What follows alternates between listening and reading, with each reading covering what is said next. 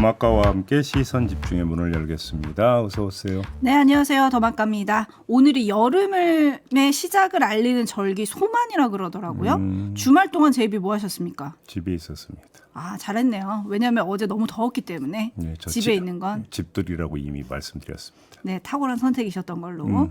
배미리님, 안녕하세요. 말레이시아 조로비루에서 아들 도시락 싸며 라디오 기다리고 있어요. 오늘도 힘차게 파이팅 해주셨고요. 어디라고요? 말레이시아 조로비루래요. 처음 들어볼 것인데. 저도 안 가봐서. 네. 말레이시아는 무슨 음식이 있나요? 먹어보지를 못해서 모르겠습니다. 전 세계 음식 맛집 다 할 것 같은데. 그리고 문호키님, 앵커님 기다리고 있습니다. 시원한 냉철한 분석 오늘도 기대합니다. 라고 해주셨고요. 네, 열 안 받으시기 바라겠습니다. 조금만 기다려주시고요. 네. 그리고 6300님이 JB 더마카 안녕하세요. 열혈 청취자입니다. 이번 청취율 조사에서 동시간대 1등 축하드립니다. 라고 인사해 주셨는데 아, 예. 감사합니다. 요 동시간대 1등은 시사로 한정하면 1등입니다. 네. 네. 제비 뭐 소감 한 말씀 해주세요. 다 여러분 덕이죠, 뭐. 고맙습니다. 네. 아, 그리고 말레이시아 뭐가 유명한가요? 라고 했더니 우리 PD가 나시고랭이 유명하다고. 예? 나시고랭. 그럼 뭐예요, 그게? 지난번에 드셨잖아요. 태국 음식점에서. 그럼 태국 음식이라며요. 말레이시아도 같은가 보죠. 아, 네. 아니래요. PD가 정정했습니다. 이런 틀린 정보를 주고 그러세요. 제가 읽게 만들어요. 그리고 저희는 전체 라디오 프로그램 중에서는 3위를 했다네요. 아, 예, 예. 감사합니다. 다 여러분 덕분이고요. 이 기세를 몰아 뉴스 전해드리겠습니다. JB타임즈 오늘 주목할 첫 번째 뉴스 어떤 건가요? 국무조정실이 지난 16일 국민 안전을 해치는 해외 직구 제품 원천 차단이란 제목의 보도 자료를 내놨습니다. 국민 안전 건강 위해성이 큰 해외 직구 제품은 안전 인증이 없는 경우 해외 직구가 금지된다는 내용이었습니다. 차단 대상 품목은 어린이 제품 34개, 전기 생활용품 34개, 생활화학 제품 12개 등이라고 밝혔습니다. 국민적 반발이 거세게 일어났습니다. 그러자 이정원 국무조정실 국무 2차장이 어제 브리핑을 갖고 사실상 철회를 선언했습니다. 국민에게 혼선을 끼쳐드려 죄송하다 이렇게 밝혔는데 그런데 그 다음 주장을 잘 들어보셔야 될 것 같습니다. 한번 들어보시죠. 결론적으로 말씀을 드리면 저희가 말씀드린 80개 유해 품목의 해외 직구를 사전적으로 전면 금지 차단한다. 이건 사실이 아닙니다. 기본적으로 물리적으로 법적으로 이 가능한 얘기가 아닙니다. 무슨 말씀이냐면 예를 들어서 뭐 학용품이라고 이제 어린이 제품이 있잖아요. 이게 제품 종류가 뭐 수천, 수만, 뭐 어느 정도 되는지 파악도 잘 안 되는 것들. 예를 들면 또 뭐 조명기기 이런 거 있습니다. 그게 제품 종류가 굉장히 많을 겁니다. 그런 거 80개를 일시에 한꺼번에 사전에 해외 직구를 차단한다. 이거 금지한다. 이거는 현실적으로 가능한 얘기가 아니고요. 현실적으로 가능한 얘기가 아닌데 왜 며칠 전에는 그 말씀을 하셨는지 일단 궁금해지는데 네. 이게 도대체 무슨 얘기입니까? 결국은 언론과 국민이 오해했다. 뭐 이런 주장으로밖에 안 들리는 거 아니겠습니까? 우리는 그런 뜻이 아니었다라는 거잖아요. 한마디로 이야기를 하면. 그러니까 국민이 정부 정책 의지를 또 체감하지 못했다. 뭐 이런 주장으로 연결이 될 수 있을 것 같은데 그래서 제가 찾아봤어요. 애초에 발표가 어떻겠는지 이걸 한번 찾아봤는데 네, 어땠어요? 해당 대목을 그대로 읽어드리면 이렇게 되어 있습니다. 국민 안전 건강 위해성이 큰 해외 직구 제품은 안전 인증이 없는 경우 해외 직구가 금지된다. 이렇게 소 제목을 뽑은 다음에 어린이 제품 34개 품목과 전기 생활용품 34개 품목에 대해서는 KC 인증이 없는 경우 해외 직구를 금지한다고 서술되어 있습니다. 그리고 생활화학 제품 12개 품목에 대해서는 신고 승인을 받지 않은 제품의 해외 직구를 금지한다고 서술되어 있습니다. 보도자료에 분명히 이렇게 서술되어 있는데 도대체 뭐가 사실이 아니라는 겁니까? 조금 전에 어떤 브리핑 내용에 추가를 하자면 그래서 우리 얘기는 위해성이 없는 것으로 입증된 경우는 반입을 허용하지만 그렇지 않으면 반입을 안 하겠다는 뜻인데 그게 잘못 알려졌다. 그 주장이거든요. 근데 이 얘기가 그 얘기예요, 결국은. 아 다르고 어 다르다는 주장이 같은데 아와 어와 똑같다라는 거예요. 이것이. 그러니까 위해성이 확인된 경우와 확인되지 않은 경우를 가르는 게 그럼 케이스 인증을 하느냐 마느냐 이거 말고는 현실적으로 방법이 없다라는 거예요. 조금 전에 이정원 2차장 얘기 나왔잖아요. 그 많은 것들을 어떻게 전부 다 일일이 검사할 수 있느냐고 물리적으로 불가능하다고. 그러니까 그게 그래서 케이스 인증 얘기가 나왔던 거잖아요. 정부가 그렇게 밝혀놓고 이제 와서 왜 딴소리 하느냐 이 얘기입니다. 간단히 이야기하면. 네, 시냇가의 심은 나무님이 해외 직구 금지한다고 일단은 발표해놓고 여론이 안 좋으니 물리적으로 불가능하다고 변명을 하는 건 아닌가요? 라고 해주셨고요. 헨젤과 그레테님은 규제를 풀어야 경제가 산다! 라고 정부가 하더니 해외 직구 규제하려다 반발이 없던 걸로 하고 당근 같은 중고거래에도 세금을 붙인다니 점점점점 해주셨고요. 네. 토토로님은 5세 입학도 어영부영 철회했죠? 라고 예전의 기억도 상기시켜 주셨는데요. 반면에 정부 정책 방향 자체에는 공감한다는 문자도 있습니다. 강석중님, 직구 제한 정책의 의도를 비판하면 안 됩니다. 정책의 집행 과정이 거칠었음을 비판해야죠. 라고 해주셨는데 네. 어쨌든 지금 논란은 뭐 피하기가 어려운 것 같습니다. 왜냐하면 국민은 둘째치고 여당 내에서 유승민 전 의원, 나경원 당선인 등등이 정부 비판을 하고 나섰고요. 네. 특히 한동훈 전 비대위원장이 나섰어요. 그렇습니다. 한동훈 전 위원장의 경우만 따로 떼서 잠깐 짚어볼까요? 한동훈 전 위원장은 18일 SNS에 글을 올렸어요. 이 글에서 개인 해외 직구 시 KC 인증 의무화 규제는 소비자의 선택권을 지나치게 제한하므로 재고돼야 한다. 이렇게 주장을 한 겁니다. 자, 지금부터는 정치 영역으로 넘어가야 될 것 같은데요. 총선 패배 후 첫 번째 공개적인 목소리입니다. 그 내용이 정부 비판이다 보니까 이런 해석이 따라붙었습니다. 전당대회에 출마하기로 작정한 것 같다.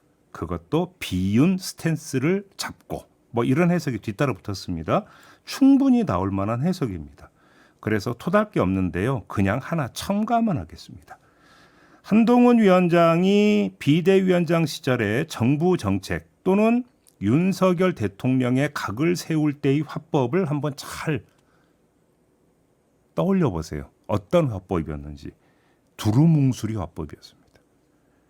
구체적으로 이게 잘못됐다라고 해서 그래서 이러이렇게 해야 된다라고 하는 명시적이고 직설적인 화법이 아니라 그냥 국민 눈높이를 강조하는 수준의 이야기였었습니다. 거의 대부분이. 기억나십니까? 그랬는데 이번에는 어떻게 됩니까? 무엇이 문제고 무엇을 해야 할지를 비교적 명확하게 밝혔다라는 겁니다. 아마도 이 직설 화법이 이후 한동훈 전 위원장의 언행의 평가 기준이 될 것이다. 이 점만 첨가해서 말씀을 드리고 싶은데요. 한동훈 전 위원장이 정말 전당대회에 출마하면 국면마다 그리고 상황마다 입장 표명을 요구받을 텐데 그때마다 주장의 선명성을 재는 기준으로 바로 이 SNS에 올렸던 글이 기준이 될 가능성이 높다. 이 점만 확인하고 넘어가겠습니다. 지금 한촌철님은 왜 라인 사태 때는 침묵하고 지금은 말을 얹었을까요? 라고 물어주셨는데요. 요 그 해외 직구 같은 경우는 국민적 반발이 크다. 그래서 국민의 호응하는 어떤 모습을 보인다. 이런 어떤 컨셉을 잡았던 거로 해석을 해야 되지 않겠습니까? 근데 라인 사태는 그러면 국민적 반발이 안 셌나요? 그것도 좀 제가 얘기해놓고 보니까 좀 이상하네요. 그러게요. 네. 그리고 오늘 한국일보 보도를 보면 한동훈 전 비대위원장이 최근 측근들에게 민심이 요구하는데 도망가는 것도 이상하다. 이런 취지의 발언을 했다고 합니다. 네. 그리고 친 한동훈계로 분류되는 한 인사는 한국일보와의 통화에서 정치적인 이슈보다는 정책이나 민생 현안에 대한 메시지를 내는 게 맞다고 본다라고 했어요. 이 얘기는 전대 출마할 거예요. 뭐 이렇게 들리기도 합니다. 아니 그 일전에 제가 말씀을 드리지 않았습니까? 한동훈 전 위원장이 전당대회에 출마한다면 그 모양새는 뭐냐? 소환당하는 모양새가 될 것이다. 라는 것이었잖아요. 당원과 지지자와 국민들의 부름을 받아서 어쩔 수 없이 다시 나섭니다. 이런 컨셉이 될 거라고 말씀을 드린 바가 있었는데 지금 측근들에게 민심이 요구하는데 도망가는 것도 이상하다는 얘기가 그 얘기 아닙니까? 그러니까요. 네. 네, 한동훈 전 위원장 뭐 어쨌든 곧 공개 행보를 할 거라는 보도도 있었습니다. 유튜브 채널 개설 또는 북 콘서트 뭐 이런 다양한 방식이 거론되고 있다고 하는데요. 과연 지금이 나설 타이밍인가? 이거는 좀 당내 인사 연결해서 잠시 후 2부에서 짚어보도록 하겠습니다. JB타임즈 다음 주목할 뉴스는 어떤 건가요?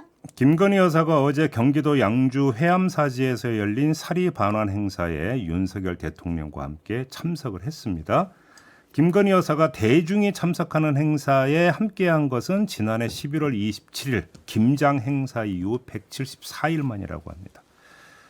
김건희 여사는 이동하면서 인사를 건네는 그 참가자들에게 머리를 숙여서 화답했는데 행사장 대형 스크린에 김건희 여사 얼굴이 등장하자 큰 환호가 나왔다고 하고요.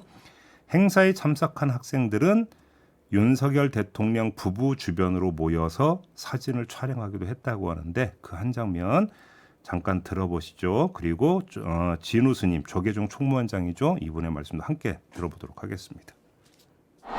지금 대한불교 조계종 총무원장 진우 스님과 대통령님 네 외분께서 입장하고 계십니다. 큰 박수 부탁드립니다.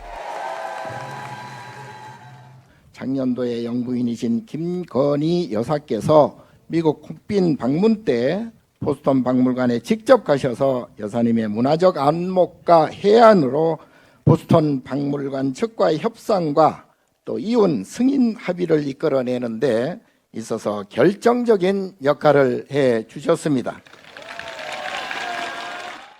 그리고 특별히 영부인께서 사리 이혼 봉안에 큰 공덕주가 되셨으니 후속적인 역사를 만들어가는 데도 힘을 보태 주실 것으로 부탁드립니다.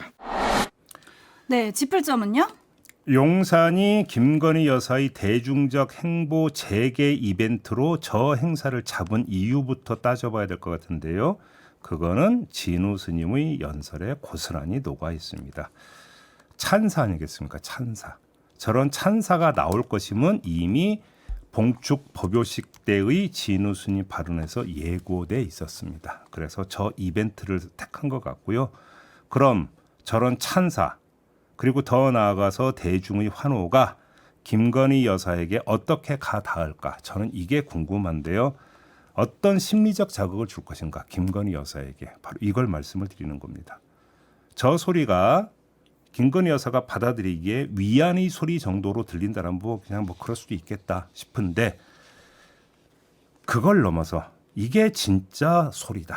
나를 향한 진짜 소리다라고 생각을 하게 되면 상황 오판에 빠질 수도 있다. 이 점까지만 말씀을 드리도록 하겠습니다. 무슨 말씀인가요, 그게? 다시 말해서 김건희 여사를 향한 국민적 비판의 목소리가 더 크다. 이 점을 지금 강조해서 말씀을 드리는 겁니다.